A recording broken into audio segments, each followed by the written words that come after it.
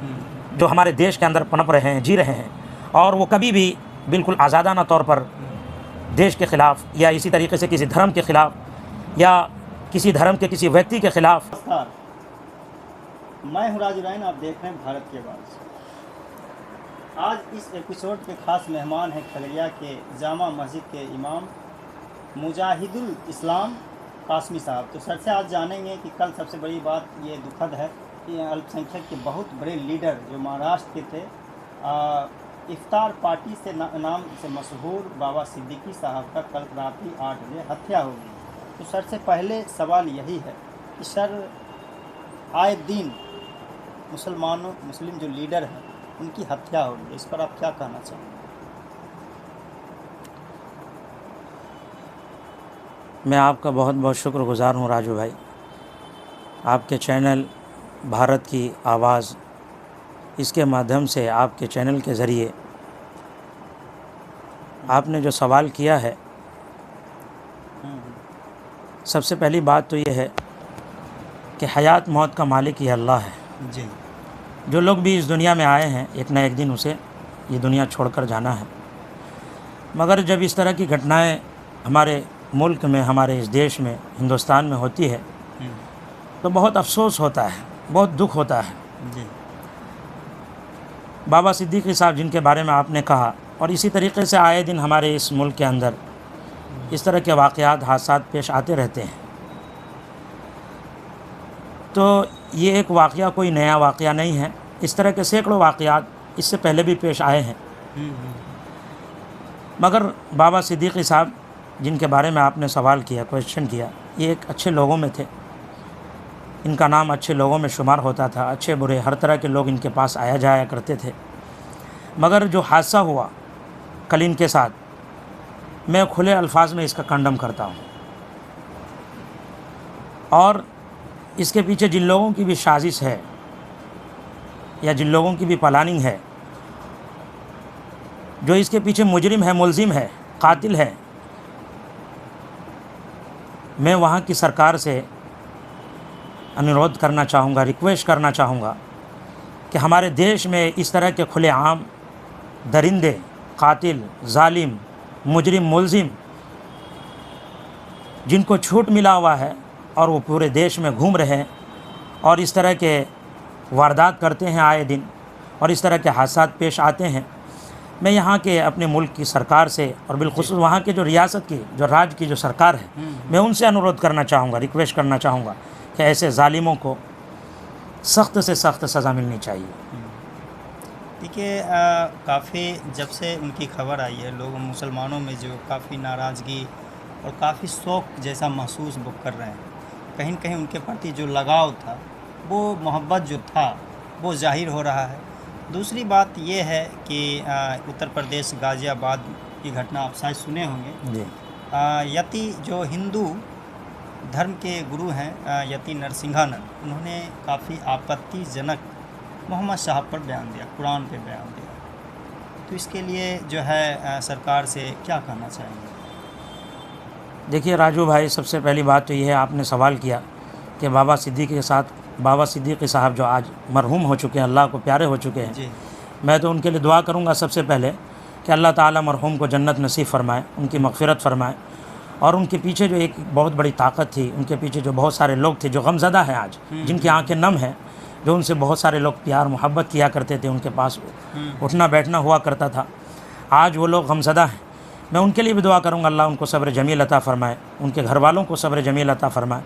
देखिए, इस तरह के हादसा जब भी, चाहे किसी भी राज्य के अंदर, किसी भी रियासत के अंदर, चाहे हिंदू धर्म में हो चाहे हमारे मुस्लिम धर्म में, किसी भी धर्म में अगर किसी के भी साथ भी, किसी भी व्यक्ति के साथ इस तरह के हादसा अगर पेश आते हैं तो बहुत दुखद खबरें हुआ करती है, बहुत दुख हुआ करता है, बहुत अफसोस हुआ करता है। इससे क्या होता है, देखिए, सबसे पहली चीज़ तो ये है कि देश का माहौल ख़राब होता है, देश का माहौल बिगड़ता है। हिंदू मुस्लिम के दरमियान जो प्यार और मोहब्बत है, कुछ ऐसी पार्टियां हैं या कुछ ऐसी फ़िरक़ा परस्त ताकतें हैं जो इस तरह के वाक़यात रोनुमा करके, इस तरह के कदम उठाकर देश के अंदर जो अमन और शांति है उसको ख़त्म करना चाहते हैं। जो शांतिपूर्ण है देश के अंदर उसको ख़त्म करना चाहते हैं। लेकिन मैं फिर दोबारा यही कहना चाहूँगा ऐसे लोगों के ख़िलाफ़ सरकार को सख्त से सख्त एक्शन लेना चाहिए जी। और ऐसे जालिमों को कैफरे किरदार तक पहुंचाना चाहिए। एक्शन तो दिखा गया है कि योगी जी जो है तुरंत जो है बयान दिया, उन्होंने कहा कि अगर इस तरह की जो भी हरकत करता है तो उसके साथ सख्ती से सरकार पेश आएगी। देखिए, आपने दूसरा सवाल किया यति नरसिंहानंद जी। ये उस धर्म के गुरु हैं। मैं इनके बारे में क्या कहूँ, किसी भी धर्म के बारे में, किसी भी मज़हब के बारे में सबसे पहली बात तो ये है कि किसी को कुछ बोलने की इजाज़त ही नहीं है। क्या ज़रूरत है किसी को किसी धर्म के बारे में अपनी आप ज़ुबान खोलने का या कुछ अनाप शनाप बकने का। आज तक आप देख लीजिए, हमारे मुसलमानों में जो लीडरान हैं, हमारे जो बड़े हैं, जिनको हम अपना कायद, रहबर, ज़िम्मेदार समझते हैं, गुरु समझते हैं, कभी आपने उनकी ज़ुबान से सुना किसी धर्म के बारे में बुरा भला बकते हुए, कभी अनाप शनाप कुछ बकते हुए, या उनकी जो बुक है, किताबें हैं, या उनके जो गुरु हैं, या उनके जो भगवान हैं जिसको वो मानते हैं, जिससे प्यार और मोहब्बत करते हैं, कभी आपने नहीं सुना होगा। तो इस तरह के लोग जो हमारे देश के अंदर पनप रहे हैं, जी रहे हैं, और वो कभी भी बिल्कुल आज़ादाना तौर पर देश के ख़िलाफ़ या इसी तरीके से किसी धर्म के ख़िलाफ़ या किसी धर्म के किसी व्यक्ति के ख़िलाफ़ या किसी अच्छे आदमी के ख़िलाफ़ अनाप शनाप बकते हैं और सरकार उसके ख़िलाफ़ कोई एक्शन नहीं लेती। बस इतना कह देती है कि नहीं, इनके ख़िलाफ़ सख्त से सख्त एक्शन लिया जाए, इनको सज़ा दी जाए। इतना कह देने से क्या होगा? कुछ नहीं होगा।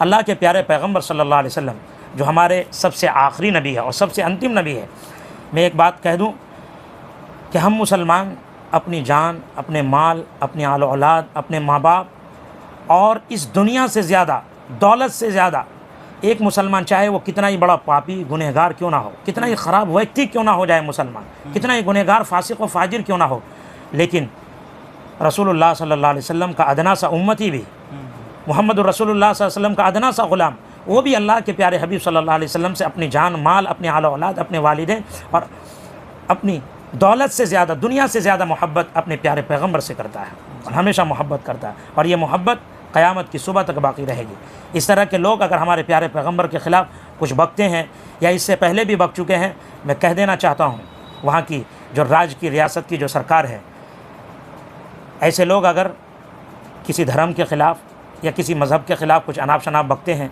या किसी व्यक्ति के ख़िलाफ़ अनाप शनाप बकते हैं, तो इससे क्या होता है? देश का माहौल बिगड़ता है, देश की फ़िज़ा ख़राब होती है। ये ऐसा शख्स है जिसने हमारे प्यारे पैगम्बर सल्लल्लाहु अलैहि वसल्लम के ख़िलाफ़ क्या नहीं कहा, मेरे नबी की शान में गुस्ताखी की, ऐसे ऐसे अल्फाज अनाप शनाप बके हैं, कुछ कहने के लायक नहीं। मैं इसका नाम नहीं लेना चाहता, इसलिए कि इस गंदे आदमी के नाम लेने से मेरी ज़ुबान गंदी हो जाएगी। मगर अल्लाह के प्यारे पैगम्बर सल्लल्लाहु अलैहि वसल्लम इस दुनिया में तशरीफ़ लाए, आखिरी नबी बनकर तशरीफ़ लाए, और हमारे सबसे आखिरी नबी, ये हमारे प्यारे पैगम्बर सल्लल्लाहु अलैहि वसल्लम जिनको अल्लाह ने आखिरी नबी बनाकर भेजा, ये ऐसे नबी बनाकर भेजे हैं कि जिनको अल्लाह रब्बुल इज़्ज़त वल जलाल ने अपनी सबसे पवित्र पाक साफ़ किताब, सबसे बड़ी किताब, मुसलमानों की सबसे बड़ी पुस्तक, सबसे बड़ी किताब, बुक कुरान मजीद के अंदर अल्लाह रब्बुल इज़्ज़त वल जलाल ने ये इरशाद फरमाया, वमा अर्सलनाका इल्ला रहमतल लिल आलमीन, कि ये लोगों सुनो, मैंने प्यारे पैगम्बर सल्लल्लाहु अलैहि वसल्लम को पूरे आलम के लिए रहमत बनाकर भेजा।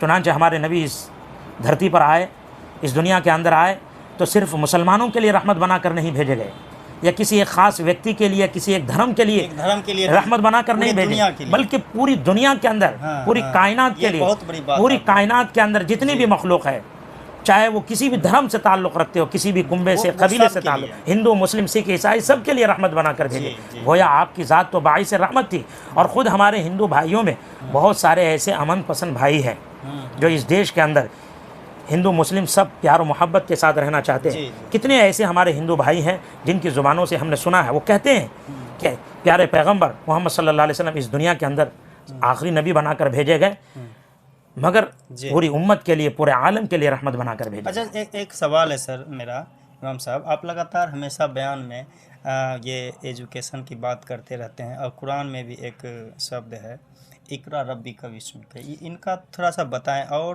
और दूसरी बात, आप तो काफ़ी काबिल हैं, जानकार हैं।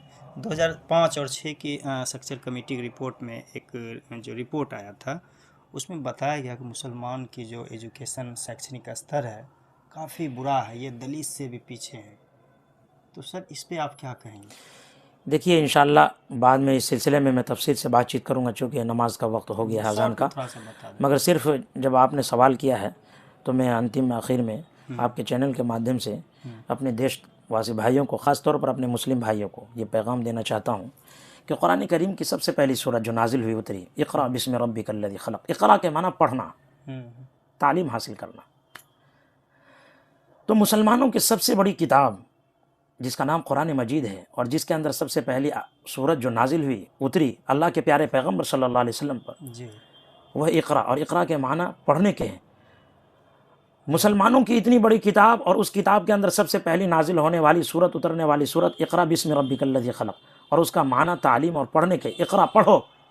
जी, तो गोया मुसलमानों को जो संदेश दिया गया इक़रा के ज़रिए, तालीम के ज़रिए, लेकिन आज मुसलमान हर मैदान के अंदर, हर फील्ड के अंदर आप जहाँ चाहे चले जाएं, अगर पसमानदा है, पीछे हैं, तो सिर्फ़ और सिर्फ मैं समझता हूँ उसकी वाहिद वजह तालीम से दूरी, एजुकेशन से दूरी। एजुकेशन की दूरी। जी, मैं तो बार अपने स्टेटमेंट में, बयानों के ज़रिए, जुमा के बयानात में, जलसों और प्रोग्रामों के ज़रिए अपने भाइयों को, अपने लोगों को संदेश दिया करता हूँ, अपने बच्चों को, कि दुनिया में कामयाबी चाहते हो, दुनिया के किसी भी फील्ड में, किसी भी कोने में, किसी भी गोशे में तालीम हासिल करो। कामयाबी और कामरानी तुम्हारे हर जगह कदम चूमेगी। आज इमाम साहब के पास टाइम उतना है नहीं, तो फिर मैं कभी मिलूँगा इनसे। और सर बोले कि बाबा सिद्दीकी साहब के बारे में कि लोग जो उनसे जो जुड़ा हुआ लोग था काफ़ी गमज़दा हैं, काफ़ी चिंतित हैं। दूसरी बात, इक़रा रब्बिका बिस्मि के जो उनका जो मेन संदेश है इक़रा के बारे में पढ़ो, उस पर भी इन्होंने कहा कि जो है जो संदेश कुरान में दिया गया है शायद हमारे लोग भूल चुके हैं इस चीज़ को। और मैंने इस पर चर्चा इसलिए किया कि शायद इनके माध्यम से लोगों में ये ज़रूरी संदेश देना है कि पढ़ना बहुत ज़रूरी है। बिना पढ़े आप तरक्की या किसी फील्ड में आप कामयाब नहीं हो सकते हैं। तो ये मेरा मकसद था। तो देखते रहिए, मेरा एक छोटा सा संदेश था। और जो मैं बाबा सिद्दीकी साहब के लिए मैं अपने तरफ से भी मैं कहता हूँ काफ़ी दुखद खबर है। मैं जब से सुना तो उस समय से मैं चिंतित हूँ। तो देखते रहिए भारत की आवाज़। अगर अच्छा लगा तो लाइक और शेयर कर, चैनल को सब्सक्राइब करें। नमस्कार।